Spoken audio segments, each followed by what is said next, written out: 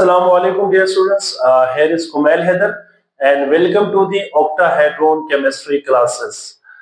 Previous lecture में बेटा हमने बफर कैपेसिटी को डिस्कस किया कि एक बफर की जो है एबिलिटी को हमने डिस्कस किया कि वो किस तरह से पीएच में चेंज को रेजिस्ट करता है। ठीक है, आज का बेसिकली हमारा लेक्चर है बफर सॉल्यूशन का आखिरी टॉपिक है, that is the application of buffer solution.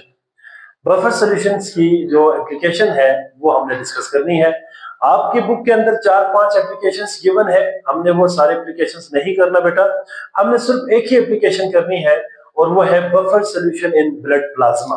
ये एक ही हमने एप्लीकेशन को डिस्कस करनी है। तो लेक्चर को स्टार्ट करते हैं बेटा।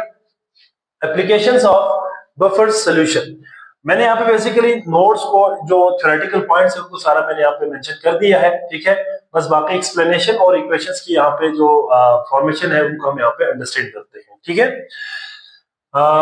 एप्लीकेशन ऑफ बफर सॉल्यूशन, देखिए buffer play an important role या crucial role in various everyday applications. ठीक है, हमारी जो एवरीडे एप्लीकेशंस है उसके अंदर ये बहुत ज्यादा क्रूशियल रोल प्ले करती है। इसमें one of the most important है बेटा buffer solution in blood plasma. हमारे जो ब्लड प्लाज्मा है उसके अंदर बफर सिस्टम क्या है वो जरा हम डिस्कस करते हैं। देखिए याद रखिएगा बेटा, जो हमारी ब्लड की पीएच है ना, ब्लड पीएच रेंज क्या होती है 7.35 से लेकर कितना होता है बेटा 7.45 रेंज होती है। ठीक है, मतलब 7.35 से 7.45 ये रेंज बेसिकली हमारा बफर सॉल्यूशन होती है। They are slightly basic. ठीक है, तो यहाँ पे ये पीएच रेंज होती है हमारी ब्लड की।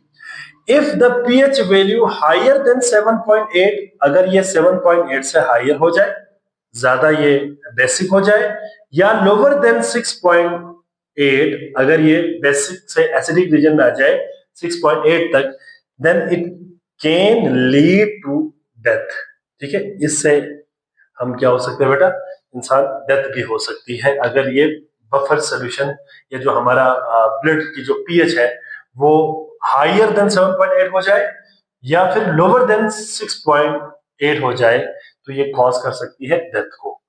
द बाइकार्बोनेट, इसका फॉर्मूला है बेटा HCO3-1, play an important role in maintaining the blood pH through bicarbonate buffer system. ठीक है, ये जो बाइकार्बोनेट है ना बेटा, ये इंपॉर्टेंट रोल प्ले करती है हमारी ब्लड की पीएच को मेंटेन रखने के लिए।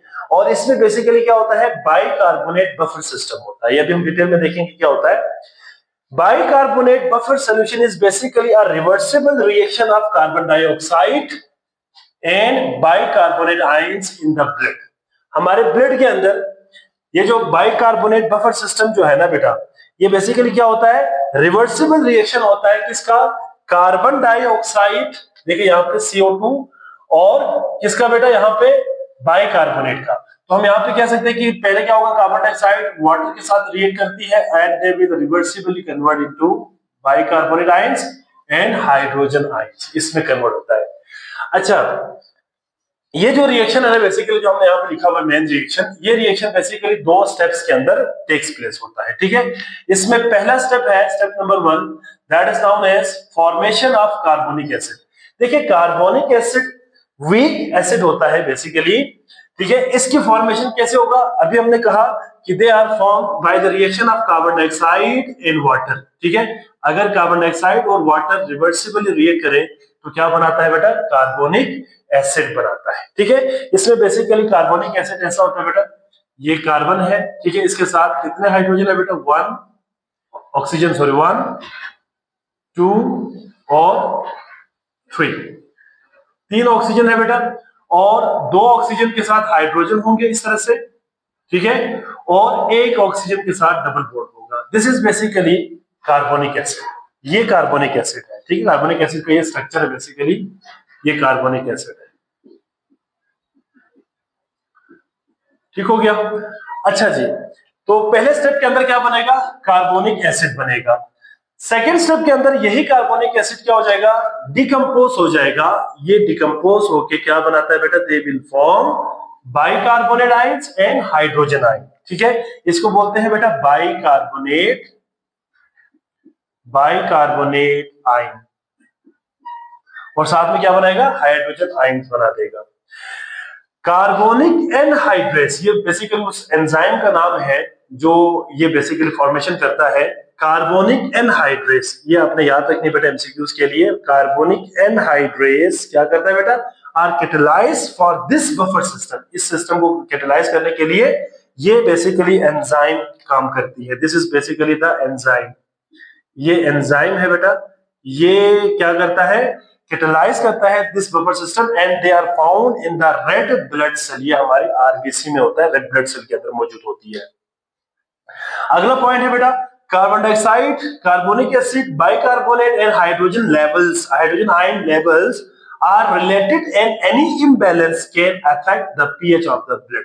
ठीक है, मतलब ये हमारे बॉडी के अंदर जो है बेसिकली ब्लड के अंदर ये बेसिकली क्या होता है बेटा, बैलेंस होता है, और अगर इसमें इम्बैलेंस कहीं पे आ जाता है ना बेटा, तो ये क्या कर सकता है, ब्लड की पीएच को चेंज कर सकता है। तो हम कह सकते हैं 10 bicarbonate helps to regulate blood pH, ये ब्लड पीएच को रेगुलेट करते हैं। अब ये कैसे एक्शन करता है इसको जरा हम अंडरस्टैंड करते हैं। फॉर एग्जांपल अगर कोई एसिड ऐड हो जाए, ठीक है, तो वो कैसे न्यूट्रलाइज हो जाता है इसको हम जरा देखते हैं। As we know that the hydrogen ions is produce by an acid, ये एसिड क्या करता है, हाइड्रोजन आयन प्रोड्यूस करता है। तो हम यहाँ पे लिखते हैं the hydrogen ion produced by an acid is absorbed by bicarbonate ions to form carbonic acid।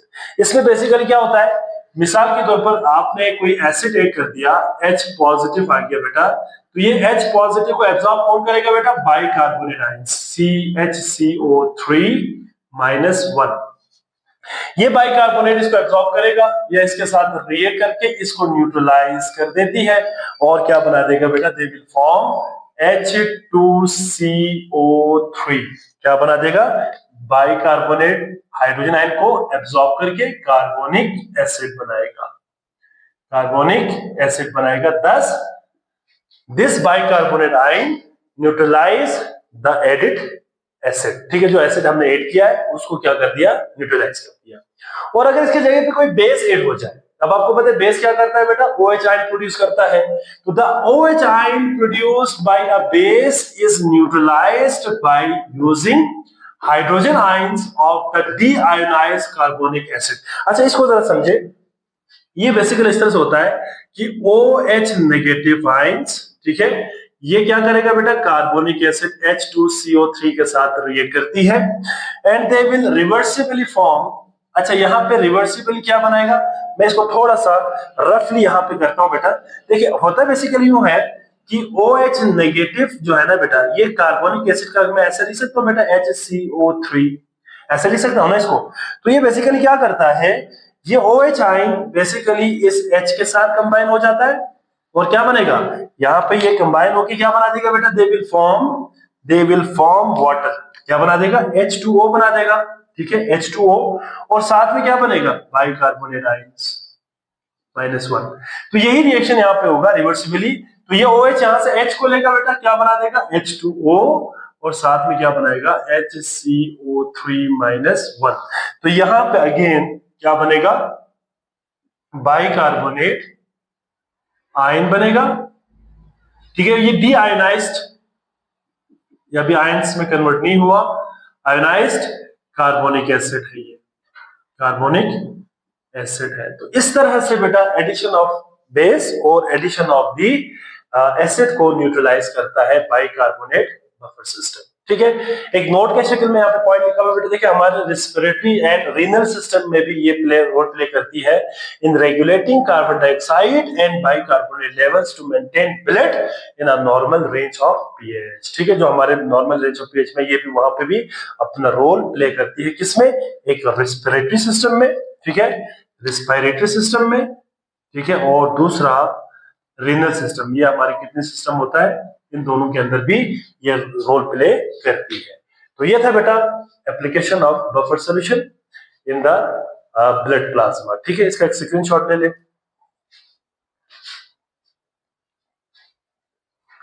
जी बेटा, आई होप सो आप तमाम बच्चों को समझ आ गए होंगे बेटा। बड़ा सिंपल सा टॉपिक था, इसको मैंने वैगरसली यहाँ पे कंप्लीट कर दिया है। और अगर किसी बच्चे का कोई सवाल है या कोई बात समझ ना आई हो तो आप लाजमी कमेंट सेक्शन में सवाल ड्रॉप कर सकते हैं, इंशाल्लाह मैं आपको वहां पे आंसर करूंगा। इसके बाद हमारा एक आखिरी टॉपिक रहता है बेटा, that is known as partition coefficient, ठीक है, उसको हमने स्टडी करनी है और एक कॉन्सेप्ट असेसमेंट आएगा इसके अंदर और एक एक्सरसाइज का क्वेश्चन हम करेंगे, तो जो न्यूमेरिकल बेस्ड होगा उसको भी हम इंशाल्लाह सॉल्व करेंगे, ठीक है। तो यहाँ पे लेक्चर को स्टॉप करते हैं, अपना बहुत सारा ख्याल रखिएगा।